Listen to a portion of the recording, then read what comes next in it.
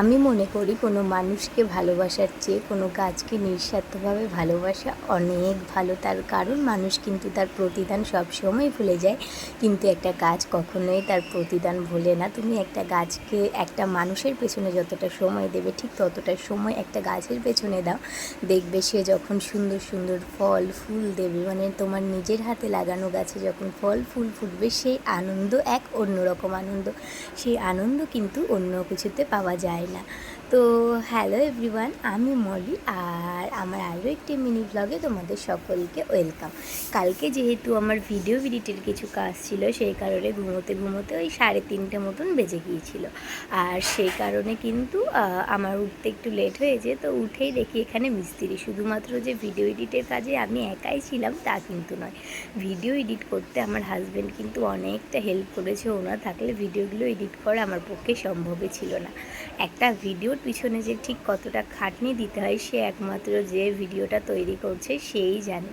আর এরপর আমি চা বসিয়ে দিয়েছিলাম। আমি দুধ চা খেতে ভীষণ ভালোবাসি, তাই আমি প্রত্যেক দিন সকালে এখন একটুখানি দুধ চা খাচ্ছি। এটাকে অ্যাভয়েড করতে হবে, তার কারণ আমি যেহেতু ওয়েট লস করার একটা চ্যালেঞ্জ নিয়েছি, 30 ডেজের মধ্যে আমি ওয়েটটা লস করব, আর সেই কারণে কিন্তু দুধ চাটা শরীরের পক্ষে যেহেতু খুব একটা ভালো না, সেই কারণে কিন্তু খুব একটা কমই খাই।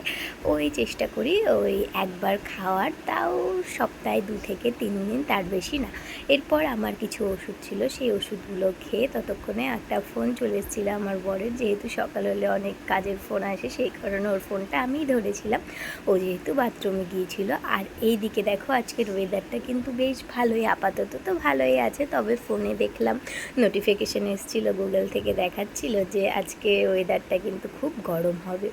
আর ওই যে বললাম আমার হাজব্যান্ড কিন্তু খুব প্ল্যান্ট লাভার, মানে ও গাছ যত্ন করতে খুব ভালোবাসে। আমাদের বাড়িতে না হলেও টোটাল 33 থেকে 34টা বুগনভেলিয়া গাছ আছে, তারপরেও কিন্তু আরও বেশ অনেক কটা গাছ অর্ডার করেছে। আর প্রত্যেকটার যখন ফুল ফুটবে তখন কিন্তু আমি তোমাদেরকে ভিডিওগুলো দেখাবো ঠিক কতটা সুন্দর ফুল, আর ফুলগুলো এত সুন্দর ছবিতে দেখলে তোমরা বুঝতে পারবে।